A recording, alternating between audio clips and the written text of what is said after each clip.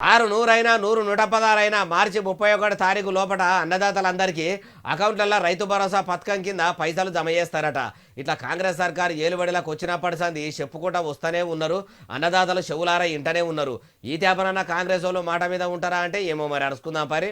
ఉప ముఖ్యమంత్రి కం పైసల మంత్రి మల్లు బట్టి విక్రమార్క సారు రైతు భరోసా పథకం పైసలు షెయి సర్కారు చెప్పినట్టే ఏది ఏమైనా కానీ మార్చి 31 తారీఖు వరకు అందరికీ వేస్తామని అనుకొచ్చిండు. మొదటి విడతల ఎకరం లోపు రైతులకు వేసినాము. రెండో విడతల 2 ఎకరాల లోపు ఉన్న అన్నదాతలందరికీ అకౌంట్లలో వేసినాము. ఇప్పుడు అట్లనే మూడో విడత 4వ విడత అనుకుంటా విడతల వారీగా రైతు భరోసా పథకం పైసలు మొత్తం వేస్తామని చెప్పుకొచ్చిండు.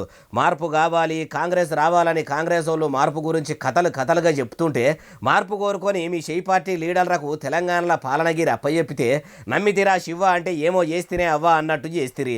గెలిచిన 100 దినాల్లోనే 6 గ్యారెంటీలు అమలు చేస్తామన్నారు. 420 హామీలు నెరవేర్చుతాము అన్నారని ఎన్నికల ప్రచారంలో ఇంత మంచిగా చెప్తున్నారు. కాంగ్రెస్ వాళ్ళు ఆశపడ్డోళ్లను మోసం చేయరేమో అనుకొని ఏలుబడిలకు తెస్తే ఆశపడ్డోళ్లను ఇట్లా పాసు పడ్డట్టే చేసింది కాకుండా మళ్ళా మీరు ఇచ్చిన హామీలు ఎప్పుడు అమలు చేస్తారు అని అంటే హనుమాన్ల పేర్లు ఎప్పుడు అంటే నిత్యరేపే అన్నట్టు ఇట్లా హామీల గురించి అది చేసినప్పుడల్లా ఉగాదికి, శివరాత్రికి, సంకురాత్రికి, 26 జనవరికి, 15 ఆగస్టుకు అని అన్ని వాయిదాలు పెట్టింది కాకుండా మళ్ళా ఇప్పుడు మార్చి నెలాఖరు వరకు అనబడితిరి. మళ్ళా ఏప్రిల్ 1 తారీఖు నాడు ఏప్రిల్ ఫూల్ అంటారా అంటుర్రు ఈ ముచ్చటిన్నోళ్ళు.